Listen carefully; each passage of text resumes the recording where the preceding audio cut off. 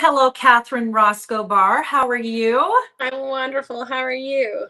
I am good. I am just making sure our connections are all connecting. And yes, we are live on Instagram. I'm going to get you to give yourself a little bit more headroom if you can, Catherine. So you can either Like back that? up or you can tilt up. There we go. Okay. That's what we want. And Uh, maybe back up just, there we go. Brilliant. there? Brilliant. Okay. You can even back up just a hair. I just want to make sure that we've got the ability to see your lovely face in all its glory. I think we're pretty good. I think we're pretty good. Welcome to Approved to Shop. For those of you that are joining, my name is Dawn Chubai, and we're absolutely thrilled to have you here with my series called Dawn's Deep Dive. And we are with best-selling author and wellness coach with a whole practice based on neuroscience. We talk neuroplasticity. Did I say it right? Plasticity. Plasticity. I got it wrong on both counts, but that's the point. We're not striving for perfection, but we are striving for balance. And that is why I made today's keyword balance. If you are watching on Instagram, Facebook, or on YouTube, please comment balance and you will be taken directly into our live shopping room, our live interview room via a DM. So make sure you click on that DM and then you'll end up exactly where you should be so that you can actually see not only how you can pick up the best-selling Feel Better Now, but also so that you have access to get the free 60-minute masterclass that Catherine has so generously offered to put on for all of you. So, phew, Catherine Roscoe Barr, it's been a minute. Yeah. I'm so excited to be here and have this conversation with you. Well, and what I want everyone to know is that, yes, you have this incredible book, which, by the way, when you go to the live shopping room and you click it, you can find out how to buy it if you're in the US, how you're buying it in Canada. You can buy it on Amazon. You can buy it on the websites. Indigo, there's many ways to buy it. But out of this, what we're going to say, a 60-minute interview, literally, you are going to offer tools today to help people feel better now. So what is feeling better now? It's different for everybody, Catherine. So let's start with that. Yeah, that you hit it on the head. It's like everybody's so different and individual, and I loved for us to see ourselves as a science experiment and say, like, what works for me? What feels good to me? What truly feels good in mind, body, and spirit? So in the moment where we catch ourselves feeling not good, we can do something to shift how we feel. I often think of we don't sometimes know something is wrong until we start to feel better. And we're like, man, like I didn't realize how far things had gone. So I want to go back to before you wrote this book and maybe even to the start of Life Delicious and your whole practice. Was there a point that you personally realized that, you really had to change something within yourself to feel better? Yeah, for sure. I feel like I was my first client and I really hit rock bottom at the age of 30 and I felt hopeless and powerless and sad much of the time, and I knew that outwardly my life didn't look that way, but on the inside I didn't feel good. And I just knew I had to do something to change. And that's when I discovered that I had power inside of me and that every single one of us has power inside of us. And that is my mission now, to help people alleviate their own suffering. Yeah. And I mean, we talk about feeling better now, and this seems really simple, right? I'm hungry. I'm going to eat. I'm going to feel better now. My face is dirty. I'm going to wash it. I'm going to feel better now. But when we think of whoever's picking up this book or listening to this conversation, it's a very individual thing. So, are there signs that our body is giving us that something's not right? Like, what should we be paying attention to? And what are some of, I'm going to say, the symptoms of being out of balance? Yeah, I think one word covers it all, and that is to be unmindful, which is just not to recognize how things make us feel, how our thoughts make us feel, how what we say makes us feel, how we're moving or treating our body makes us feel. That awareness is what shifts anything, because we can't change unless we think differently. And it's like that awareness of, like you say, like noticing when we don't feel good and catching that sooner and sooner so we can feel better and better. Yeah, I mean, the importance of feeling better is that it's not just literally like necessarily a physical feeling, it could be a mental feeling, but it's all the trickle into what happens when we don't feel well. You know, you've got a great I'm going to say fan in Jillian Harris. Many remember her from The Bachelorette. She was obviously on the original Bachelor. I think it was season 5. And then Yeah. she was our Canadian sweetheart on The Bachelorette, and of course, co-founder of the Jilly Box and her whole Jillian Harris brand. And she wrote a really, really, really great, I'm going to say, forward for you. For her, she also felt that she was not at her best, to the point where there were many things suffering. So what are some of the issues that we see, and maybe even share a little bit about what she said in her forward and how it applies in her work that she's done with you? Yeah. And so I think for her and many of us who are juggling all the balls and trying, feeling and looking outwardly successful, but that not being reflected inside of us. And so that's burnout, that's numbness, that's being reactive rather than responsive. If I'm yelling or short or impatient with my husband or my daughter, that is a sign I need to pull back and go inside and say, like, to feel better, because it's when we feel better that we're kinder and we're creative and we impact the world in a different way. And that's really important to me. And I don't like showing up when I don't feel, like work. I like being kind. It feels to be kind. And it's hard to be kind when we are depleted. Yeah, to be depleted, it is very hard. You're kind of breaking up just a little bit, Catherine, but I suspect it'll right itself eventually. I think you're good now. Yeah, the kindness to ourselves sometimes is one of the hardest things. We're often very mindful about being kind to others, but when it comes to ourselves, it feels like sometimes that well is a little dry. I want to, kind of go through portions of this book as well. You talk about pain, and there is an element of life that requires pain. A lot of times, in my experience, growth comes from pain. But you are very mindful about talking about the difference between pain and suffering. So, can you explain why it's important to know the difference and the importance of one and the need to let go of the other? Yes, I love that question. And this is part of changing our behavior, is that human nature, or sorry, towards pleasure and away from pain. Pain is inevitable. And like I say in the book, suffering is our experience of that pain. And so, yes, growth, success, everything we want is generally on the other side of discomfort. And so I like to use the words constructive and destructive in terms of pleasure and pain. So constructive pleasure is easy. It feels good. It is good.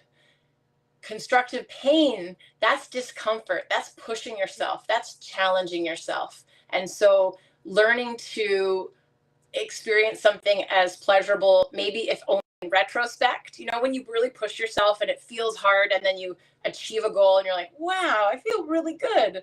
That's something that my brother taught me. It's called type 2 fun. And it's only fun in retrospect. And that's another way to say learning to get excited about a really powerful way to help you change your behavior in a way that doesn't feel so hard. We've got Zandra, who just said, what did she say here? Because it just went in both. Health is the best investment. Absolutely. And by the Yeah. way, if you're interested in picking up Feel Better Now, you can either head to approvedtoshop.com. We've got buttons for you to click. You can also comment balance on whatever social media platform. And of course, you can also go to CatherineRoscoeBarr.com and also sign up for her email list. She is so gracious and generous to also offer a free 60-minute masterclass that she is going to put on literally for everybody that decides to sign up to her newsletter today. There's lots of great information in her newsletter, but I also want to let you know that this book is very much based on your decades of practice, your retreats. You just got back from a retreat at Oak Bay, and I know that's where Jillian Harris kind of first got sort of the coaching bug from you, or the coaching service from you, so much so that her mom also went to the retreat. But you're going to get so much value out of this book. A lot of us, Catherine, know that we're supposed to do things, right? Like, even if you just take it the very basic, because when you talk about feeling better, it's really a 360-degree thing that you talk about. It's not just, you've also got to obviously a background in fitness, right? So we know that we're supposed to move our body. We know that we're supposed to eat right. We know we're supposed to do all of these things. Um, and then there's, of course, a whole other level of, your own mental health that we know what we're supposed to do. But then, how do you get to the point of knowing what you're supposed to do? Like, what are the actions that we need to do to start to actually execute what we know to be important? Oh, one of my favorite questions. That's my passion, is helping people move from knowing to doing. Because we all know, even if we forget, it's inside. We know we should move our bodies. We know we should rest our bodies. We know we should nourish our bodies. We know it's the doing. And so retrospect can be really powerful when we just choose to do something, and then it takes just 10 to 30 seconds for our brains to begin to change. And so if we think, how did that make me feel? Our brain literally starts to change and will wire toward constructive habits and unwire itself from destructive habits. And so, retrospect, also known as journaling, is really, really powerful. It physically changes you that investing 1 minute at a time in your well being is absolutely worth it. In each of the chapters, and by the way, everything is laid out like literally like a guidebook. So you do talk about journaling. There's almost like a bit of, not to make anything overwhelming, but there is a little bit of what, action steps, homework, if I could say it. You talk about a tenet. So TENET. And you call it kind of like almost like the 3 A's. And that's sort of at the end of every chapter. So when people are working through this book, and if they're working toward making sort of an action step toward progressing to the doing part, what is it that you're asking people to do? Mm. So the sign of a great coach is the ability to ask good questions, and that's ask. That's the first A. Learning to ask yourself good questions, and again, I like that word, constructive. How can I feel better now? What do I need to do to change the way I feel? How and what questions lead you in a really positive direction? And then affirm that investing in your own well-being is a worthwhile thing. And like that comes from what I said earlier, that when you take care of yourself, you're better able to take care of others and be kind. And then to act, to immediately take action, to just do something. I think that one breath counts as a meditation. I think that 5 squats counts as a workout. And so when you that much, it's impossible to fail. And then you build trust and confidence in yourself, and you feel better.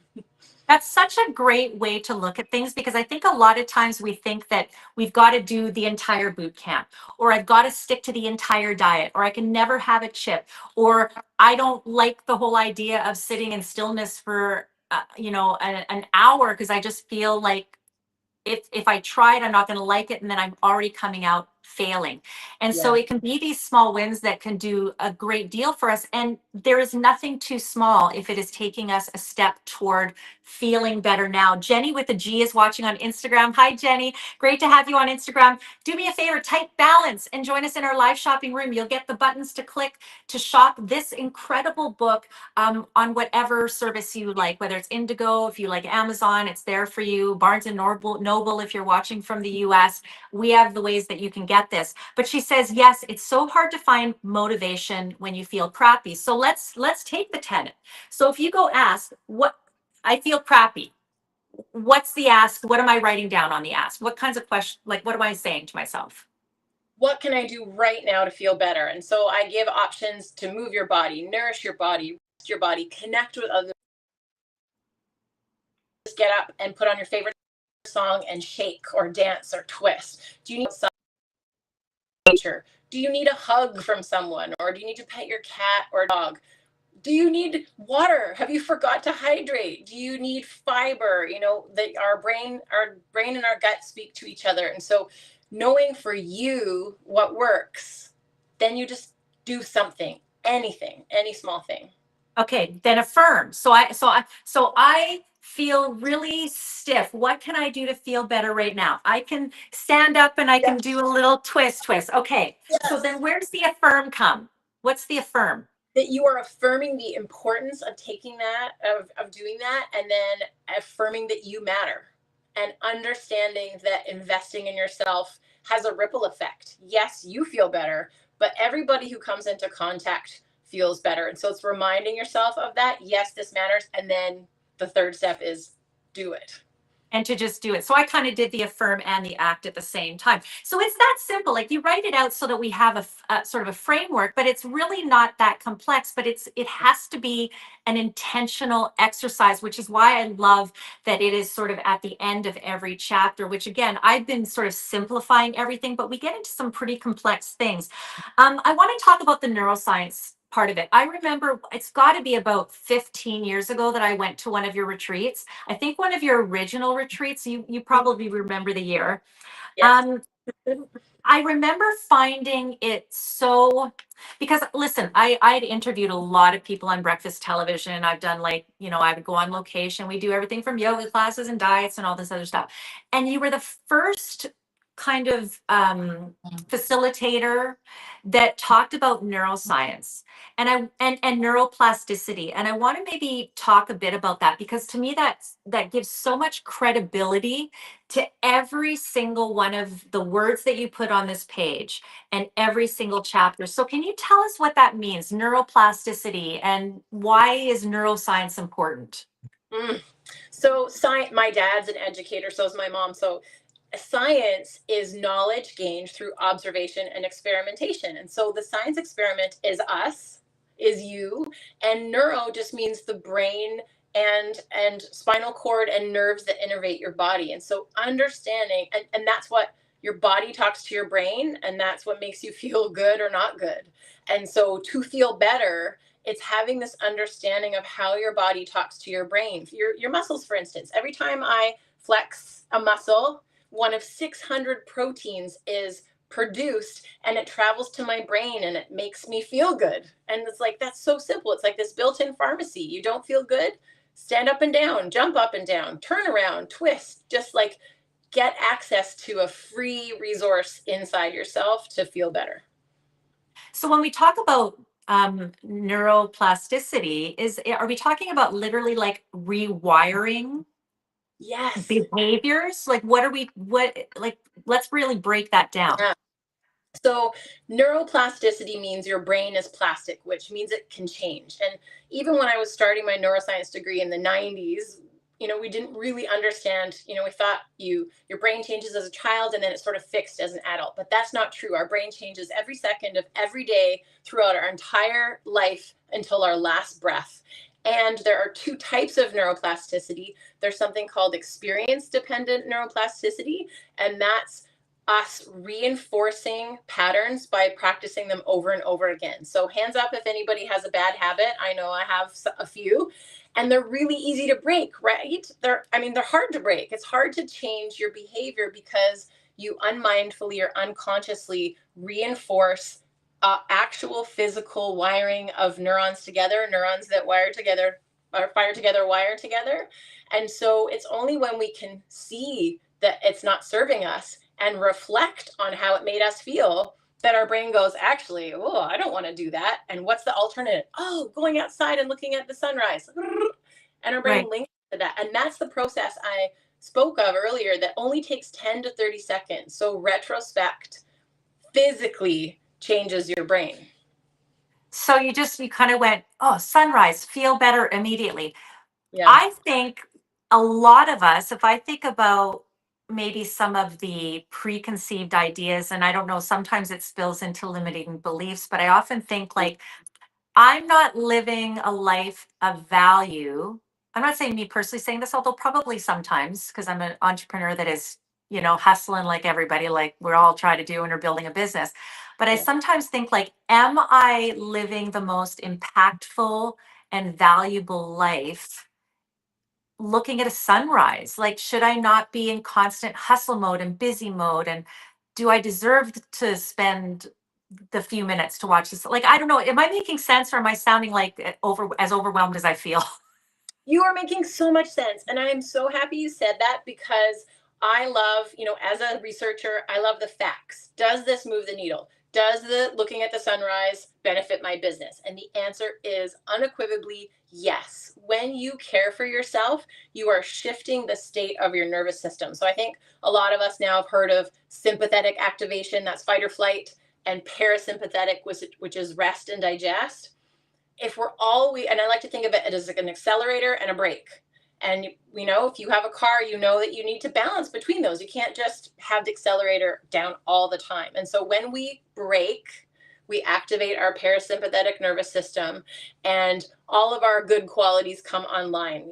Our cognitive abilities like creativity, compassion, collaboration, kindness, all of those good qualities. I call those the C's of self-leadership, how I want to show up in the world, come online when we pause and press the brake. And so pausing throughout our day, breaking throughout our day to enjoy things, that's the subtitle of my book, is the life-changing power of simple pleasures.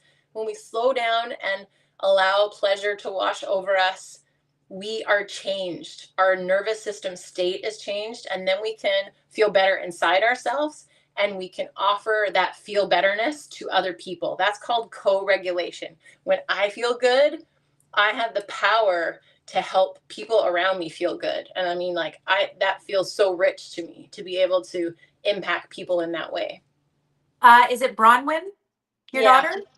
I remember when Bronwyn wasn't even born yet. Yeah. How old is Bronwyn now? She's 8. Okay. So maybe it's only been 8 years since we did, or 10 years since we did that retreat. But the reason I bring this up, and I don't personally have kids, but clearly I have a circle, right? Like my husband will sit right next to me, or I've got people that I'm talking to. Yeah. And, for you as somebody, along with your husband, obviously raising a tiny human, for her to be able to see the importance of that balance, like, is it as simple as unplugging and being present, or is it a bigger thing that you need to display so that this becomes how she is wired? That's a wonderful question, and I am still figuring it out. Parenting is the hardest job ever, but I believe that just feeling better in myself allows me to be the best parent I can be, or fill in the blank, the best partner, the best friend, the best anything, and I think that it's really important for me to model that. And maybe more important than that is something I love from someone I follow named Dr. Becky, who wrote a book called Good Inside, is the repair after rupture. So we're all going to screw up. I screw up all the time.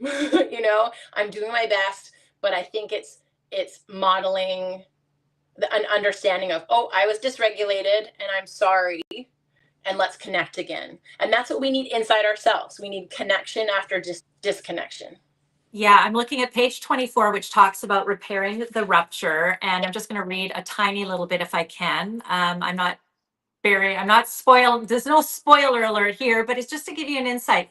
It's like the second paragraph on that sort of area. And it says, it's not your fault that you've been indoctrinated by depravity of racism and colonization, but we all need to decry this disconnection and rewrite the script so that humankind has a new story. And you give a few different examples. It's not your fault that you've been indoctrinated by the deception of patriarchy, but we need to dismantle the system that shames us into suppressing the important parts of ourselves. It's not your fault that you've been indoctrinated by the allure of consumerism, but we need now, clearly, like, I work in the world of live shopping, but even for myself, I will say this is like, when I read this last night and I got to the consumerism part, it caught me at the perfect moment, because I'm in the process of sort of culling a lot of stuff that I've accumulated when I worked at the shopping channel.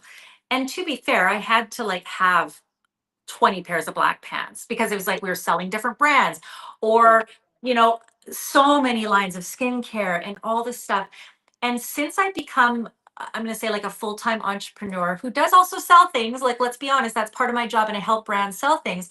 But I found myself increasingly overwhelmed at the amount of stuff I have, like, to the point where I can't find the things that I need and that I want. And I'm telling you, like, there's been times where, Catherine, I feel almost in tears, and I'm probably going to cry right now, but it's just like, it's so overwhelming. Yeah. And I said to my husband, and I don't know if I don't think this is a reasonable way to repair the rupture, but I feel like at times I said, I kind of just wish that everything would burn down so that I had to start from scratch without feeling the guilt of getting rid of things that I know also someone would want, that is worth money, that I might have also paid money for. Like, that just, it doesn't seem as simple as just like, oh, Well, maybe it is. What are the three A's? So what's the question that someone at home maybe is feeling an overwhelm? What do they need to ask themselves in this situation? Well, there's when you have an itch, and that itch is for most people disconnection from feeling a sense of love and okayness inside us. Sometimes a lot of what we do outside of us doesn't scratch the itch. We shop, we eat, we drink, etc., etc., and that never scratches the itch. But when you can feel full inside yourself, and then, I mean, I love stuff, I like having nice pants, it's like knowing the intention and the why behind your action is like when you shop from a place of like, yes, this will serve me, or this is going to be great. And as a journalist, I loved writing about companies that were selling good things. I think it's really important how we vote with our money, and we can choose to shop local and shop companies that are like infusing their products with love. And I think that that's really great. It's when we feel like we can't be okay and that the answers are outside us. Yeah. All answers, sorry, spoiler alert, all the answers are inside you, which is Yeah. like, you have to do the work. And so I think like that's my relationship with buying stuff. Is what's the motivation to buy stuff? Is it to learn and be inspired and feel beautiful, or is it because I feel lack and it's not going to scratch the itch? Yeah, and I think the reverse is also true. And so if you're like me and maybe I'm not in like an unintentional hoarder. It's just that I've collected stuff that I kind of had to keep. And I do know people that do have like a hoarding disorder. And so if you're somebody else that even has a hint of that, I want you to sort of think about what I'm going to say and maybe you can kind of elaborate. For you, it's what's the incentive, what's the need to buy? Like what's it giving you? For me, if you're trying to get rid of stuff, I think you also have to say like what is keeping this thing doing to serve me? So not just what am I buying to serve me?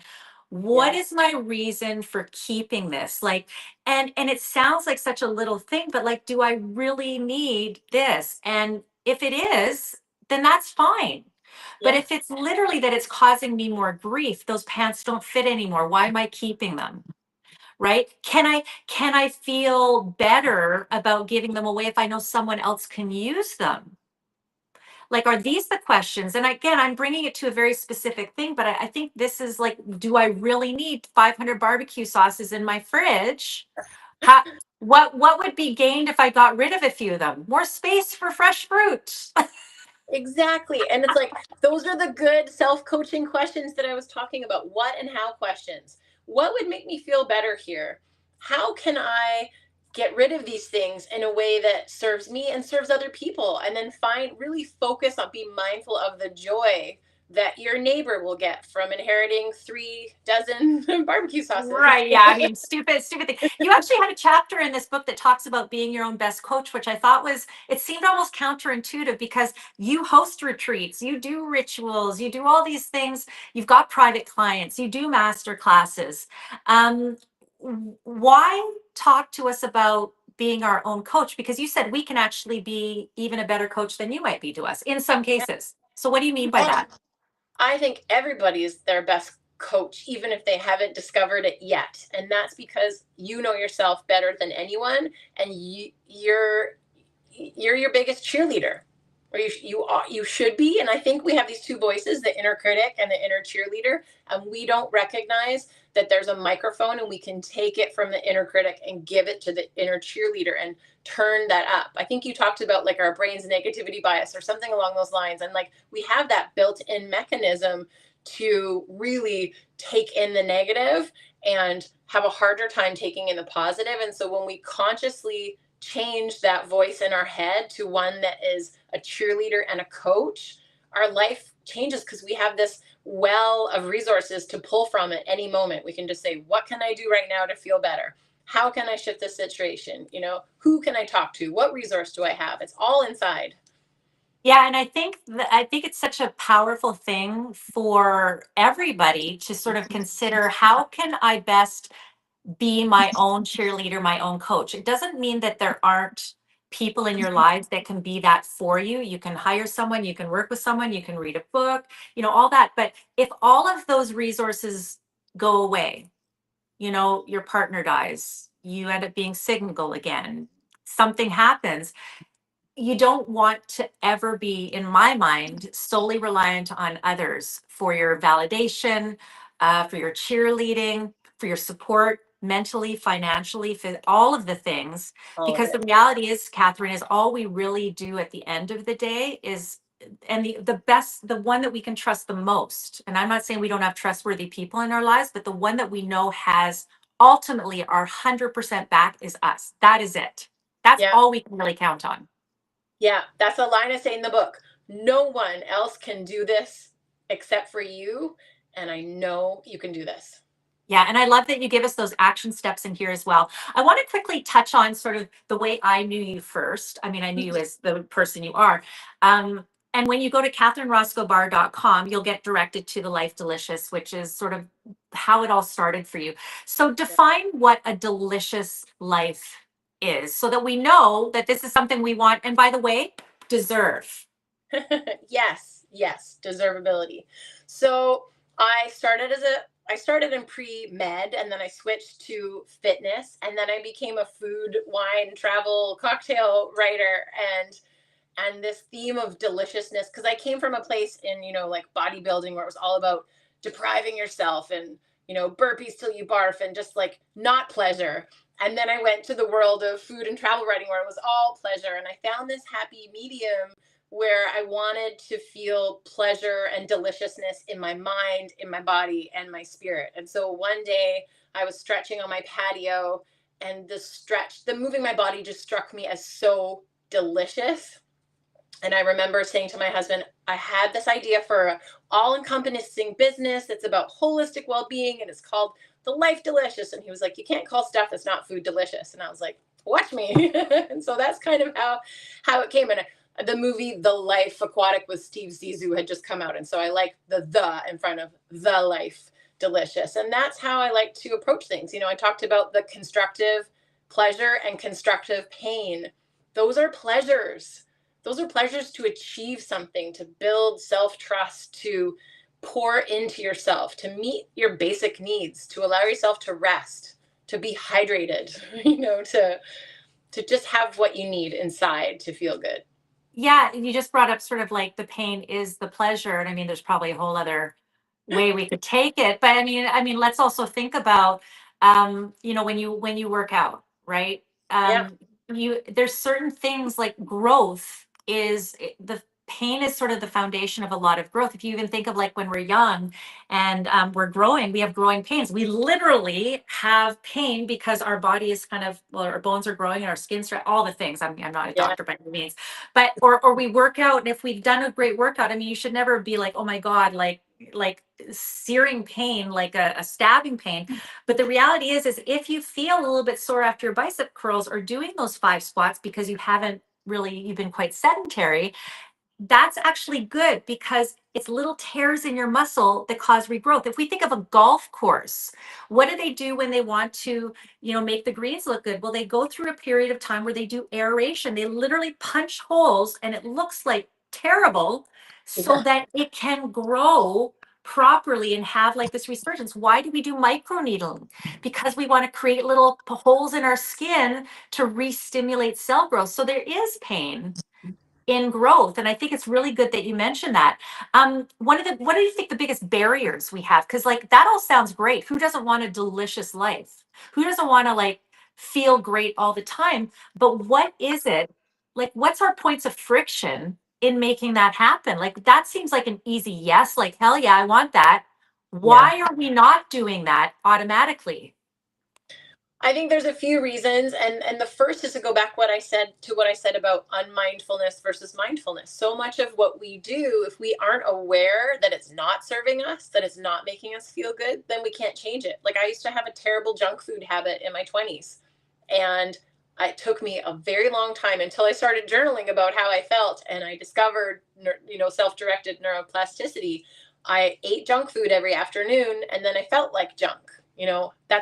It's not shocking, but I hadn't connected those dots. And so I think so many of us just need to step back and really ask ourselves, how did that make me feel? If that's the one thing you remember from this conversation, that could really, really, truly change your life. And then I think Another piece is that we haven't affirmed inside of ourselves that we really matter, you know, that we don't think we have time to invest in ourselves. And so I want people to invest in themselves just because they matter. Every single human matters so much. But if that's not motivating enough, think about how you influence others when you care for yourself. We all show up kinder, more creative, more collaborative when we have taken time to care for ourselves. So if you need like a sneaky workaround to care about yourself, think about how you impact others, and that will really inspire you to care for yourself, because it's this, you know, it's a two-way thing, that you really do show up differently when you care for yourself, and that's really always top of mind for me. Yeah, page 52, you talk about a number of things. You talk about experience dependent neuroplasticity, self directed, which you just mentioned, which Yeah. has to do a little bit again about that journaling. And I will say, sort of like meditation, I'm sorry, Catherine, like, I can't tell you how many, like, I bought the cute journals, I bought the cute pen. I've done like it's an app now on your phone. And I think a lot of people like meditation think that it needs to be this. I don't know if did you ever read The Artist's Way? I think it's Julie Cameron. Anyways, it talks about writing your morning pages, and it was meant to be this like, do 5 pages every. I'm like, I'm not doing that. I can't handle it. So, like sneaking in 5 squats and that's a win, Yeah. can journaling literally be, how did I feel after I ate that chocolate bar? How did I feel after I had a conversation with my spouse about a very difficult thing to talk about, whether it was sex or how I'm being talked to. Like, can it be simple as literally 2 sentences? Can that count as journaling? Yes, and that's how I encourage people to start. You know, like, it's lowering the bar. What's the lowest bar for journaling? You know, write 3 bullet points. I like, the brain can really handle things in threes, and so it's just write 3 things. What did you do, and how did it make you feel? Whether it's a constructive or destructive habit, you will either hardwire the constructive habit or unwire the destructive habit. And so, however, I have one client who is really busy but commutes, and so she dictates. She turns her phone on record as she's driving, and it's a verbal journal that then is transcribed. And so find a way for it to work for you. If you're going to be more inspired by a cute pen, a cute notebook, do that. You know, do it any way that works for you. But it's the practice of reflecting on what you did and how it made you feel that will change your brain physically and galvanize you to care for yourself better. And it's a reaffirming circle. You know, it's an upward spiral that the more you do it, the more you understand on a cellular level how caring for yourself benefits you and the world around you. And it just, the voice in your head changes. You know, my voice in my head used to always say terrible things to me, and now I notice, like, oh, who was that who patted me on the back? It was me. And it feels so good. It feels so good to make that change, and it's something we all can do. Am I meant to read back on I mean, I know some people probably do, but I always think, like, what am I supposed to do with this? I write it down, and is it literally the point of writing it down to, again, to rewire my brain, or is it meant to be looked back upon, or is there really no hard and fast rule? That is a great question. And I call this the power of strategic repetition. The more levels of processing you do, the more you change your brain, the more efficiently. So if you think about it, it's going to change your brain. If you think about it and write about it, it's going to change your brain a little bit more. If you think about it and write about it and tell someone, more. If you go back and reread it, even more. I reread my journal all the time because I'm gathering data. Hey, does it make a difference for me to exercise in the morning before work? Let me look at the data. Every single time I work out, my day is better. I'm less grouchy, I'm more productive, I'm kinder. My eyes are open to opportunities. I can see them, I can seize them. Every single time I start my day in a positive way by pouring into myself, so my cup is full, my battery's full, it's a better day. So I see that data and I'm like, okay, the 1 minute, the one breath meditation, yeah, worth it. Yeah, I mean, that just became a mind-blowing comparison. I mean, I work in clearly the live shopping space. By the way, if you're just joining us, you're watching Approve to Shop. If you're watching on Instagram, Facebook, YouTube, comment balance, you'll be taken into our live shopping room. It's a live interview. So really, this is meant to be more educational for everyone, for you to get some usable tips. But Catherine obviously has a book available. And when you go into our live shopping room, you can just click on a button and choose, do you want to get it from Amazon, Barnes and Noble, indigo. Like there's many ways that you can get this book, and I highly recommend it. It's $21.95, way cheaper than getting a one-on-one coaching session. But what you'll find is, again, some very usable tips and tricks and ways that you can start to feel better now. The reason I said this was so relevant, what you just said about gathering data, is because in the live shopping space, I look at, okay, how did a show do? Did we have a good offer? Did we do enough calls to action? I just did a call to action. I would love for you to go to approve2shop.com. Will we see more people clicking on a button when I say click on the button? So all of the, did we market it right? Did we tell people where to go enough? And so when I do my postmortem with my clients, I look and I go, gosh, that worked, that didn't work. What will we do different next time? And I hear from you that this is like something we can do within ourselves. Yeah. I want to touch on the concept of this. I'd never heard of this term before. Rewilding. At first, I got to tell you, Catherine, I thought, that did she have anyone, word checking? Didn't she mean rewiring? And I'm like, oh no, she actually did mean rewilding. What do you mean by that? I've never heard that phrase before. Thank you. I love it. I think about it all the time.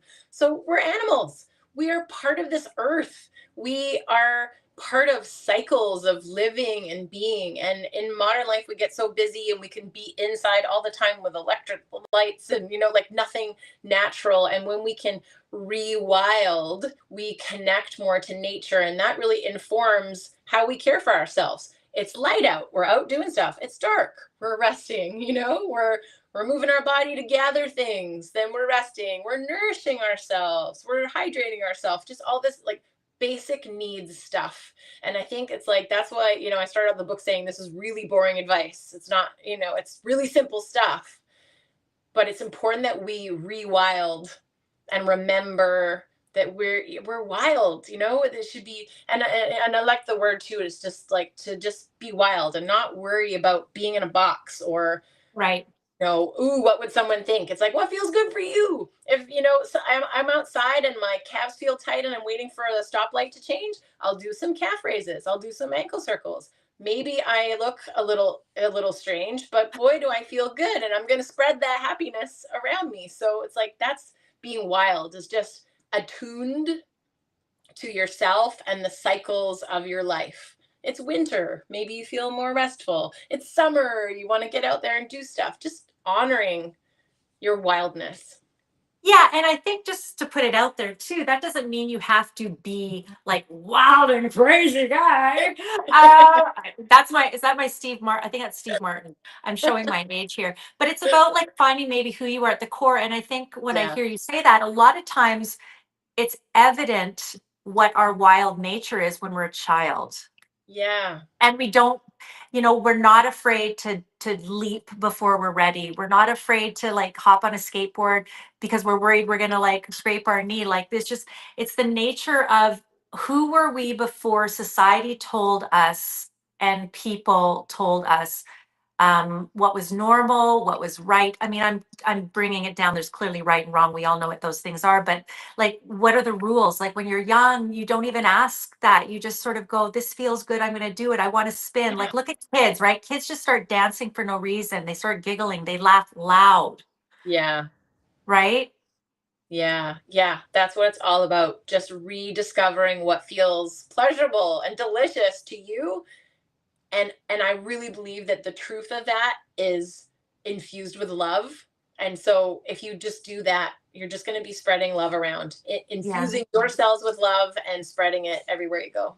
And I think the caveat is if it's not hurting somebody else, right? Yeah. Like and if it's literally that you can't live the way you want to life because of someone else, then that's a different conversation. And maybe you need to go through the tenets, right? The ask, the whole kind of analyzing thing. And I don't want to take the conversation there, but this book is very helpful in helping you establish like who are you, who do you want to be, how do you want to feel, how do you get there? Ultimately, we want to have like a destination like everything. It's why people do coaching. It's why we do many things, is like we want to reach an ultimate destination, and it can be small and it can be really big. We have a comment. Zandra is watching. Thank you, Zandra, for watching. Said, how do you get back on the program if you fall off and lose yourself to work? life, sickness, injury. So what I'm seeing there is Xander wants to know, like, okay, you thought you were on track, then you're off track, and now it's really hard sometimes to get back. So, how can you do that? How can you get to that point? How can you feel better now? Yeah. Oh, I love that question. And I talk about it in the book. There's a section called Easy Resets for Getting Back on Track. And so what I said earlier about lowering the bar or lowering your standards on what is self-care helps you always keep at least one finger on the wagon. You can't fall off the wagon when one breath counts as a meditation. So remember what you love and do micro moments of that. We all have time to put on our favorite song, which is usually 2.5 minutes, and dance to it. Or I have a mug I really love, and I just love to enjoy my tea or coffee, or it's water now in it, and just really simple things, just simple pleasures, and be present for them. And that will begin to remind you about how important it is to pour into yourself, and how everyone around you benefits from that relationship you have with yourself. Um, Obviously, my work revolves a lot around technology, as do many people's, and also our lives. I mean, we literally are doing a technology-based interview, which in the past, like, just would never have been possible. But we know that technology has a way to also disconnect us, right? As much as it connects us, it Yeah. also disconnects us. And so when you talk about being present, without question, the impact of technology, especially on the younger generation, is pretty massive. So, for the parent out there that's struggling, not only to disconnect themselves to reconnect with their family, but to also talk to their kids about the importance of proper physical play and like IRL, face to Yeah. face with people. Like how do you Yeah. how do you make that shift? Like for someone that's watching right now and going, you know what, it's almost dinner time, right? A few hours, it's dinner time. How are we gonna reconnect today so that I can feel more present, so that I can feel better about how I am I'm going to say, communicating and interacting with my children and family. How can we start that conversation tonight? Yeah. Oh, well, again, it goes back to mindfulness and presence, and really having pockets where you are actual FaceTiming with people. Because I'm human and those devices are very, very stimulating, I will put it in a drawer. I don't take my phone to school pickup or drop off because I want to be fully present with my kid. I have a no phone policy at my dinner table so that we can make eye contact and connect with each other. And so I agree. I love the internet, and it's so amazing that we're having this conversation and we can see stuff on social media, but I have a boundaried relationship with it. And especially as the lights dim outside, I reduce my unnatural light consumption. And so usually after dinner, I put my phone in a drawer in my kitchen. It doesn't come into my bedroom. It doesn't come into the bathroom. It doesn't go into my daughter's room. It doesn't come on the couch. That I have spaces. And that works for me. And that might not work for you, but you can figure out in your science experiment what helps you feel a sense of connection inside you. And then you can take that connection inside yourself and have it with other people. My husband and I have a rule that if one of us is on the phone and we want to speak to each other, we have to put the phone face down and square our shoulders to each other. And so we're not half connecting with each other and half on our phone. I say, oh, just a minute, I have to finish this text. And then I put it down and I square my shoulders and say, yes. Right. And I love the level of compassion that you have for sort of where people are, you deal with and work with and have at your retreats. People of all walks of life, of different jobs, of different, high performing functionalities, all this kind of stuff. So I love that you said, like, what does that look like for you? Because I look at my husband who, does have to kind of be, I don't want to say on call, but he probably could put the phone down a little bit more, but I also know he has to be available. And it happens yeah, often when you have other people that are relying on you if yes. you're in a leadership role. Um, I wonder, in sort of going, okay, the gold standard would be like what Catherine does, right? That, I mean, ultimately that would be the best. But maybe for somebody, it's literally dinner time, or it's, for 15 minutes, for 15 minutes, we're going to put our phone on the counter. This is a good time to charge up our phones. And we're literally, I don't even care if we're watching TV, but we're not going to be on the phone. Yeah, Like, could start it be like wherever that? you are. Yeah, start wherever you are and just expand that bubble around you where you can be connected to yourself and other humans, and then reflect on how good it feels. How good does it feel to fully hear and listen and hold space for another human? It feels really good, and that's the itch that we all want to scratch. And so when we allow ourselves to do that and reflect on how it made us feel, then we want to do it more, and then it becomes easier. Micro manifesto. This comes into chapter 10, zooming in on your personal action plan. So clearly, for anyone just joining us, this is Catherine Roscoe Barr. She is a wellness coach based in neuroscience. She is a fitness professional. She is a best-selling author. This is the book, Feel Better Now. You can pick it up wherever you pick up your books. I've made it convenient at approvetoshop.com. You can get there by typing balance. If you're watching social media, you can just go to approvetoshop.com. But I will also say that if you just want to go to Catherine's website, which is catherineroscoebar.com, it's a lot of .coms, I know, but you'll find it. She's also putting together a masterclass for anyone that signs up to her newsletter. And she's not a spammer. I mean, she obviously just wants to give you, usable information. And a lot of times, people will get what they need from this conversation. And I know that you're okay with that, Catherine. But for people that want to go deeper, we have a book. For people that want to go deeper than that, you have retreats. You have all sorts of resources, but you do ultimately want people to achieve what they want to achieve in life, to make their life more delicious. And so you talk about a personal action plan. You refer to a manifesto. What do you mean by that? Well, I'll read it off my corkboard. A manifesto promotes a new idea with prescriptive notions for carrying out changes the author believes should be made, sometimes revolutionary in nature. And so it's this declaration of I matter, and here is how I'm going. It's a prescription, to yourself. This is how I'm going to change my life and how I'm going to feel better. And micro is that lowering the bar. 1 breath, meditation, 5 squats. That's a workout. Really small. When people leave my retreats or coaching programs, they have laughably small action plans that I call the micro manifesto, so that it feels simple and easy when you're just like, busy life. Okay, what do I need right now? And you have access to what works exactly for you. And yes, I want everybody to feel better, because the world would be full of loving, kind, relaxed, responsive people. I want that. I want that for everybody. I think we often forget, and I can speak for myself, and maybe for anyone out there too, especially if you're running your own business and all of that, is that we sort of think like, okay, our life is our work or our, I'm going to say, a purpose, but life is actually for just living and enjoying, and the breath is life, and the walk on the beach is life, and it can also be that working is life. But I do think sometimes we get, even I remember reading a book, and I can't even remember what book, but it's like when someone says, "Oh, tell me about yourself." When you meet someone for the first time, and often the very first thing we say is what we do. Mm-hmm. And I wonder what would happen if we flipped the script even once in a while and someone says, "So tell me about yourself."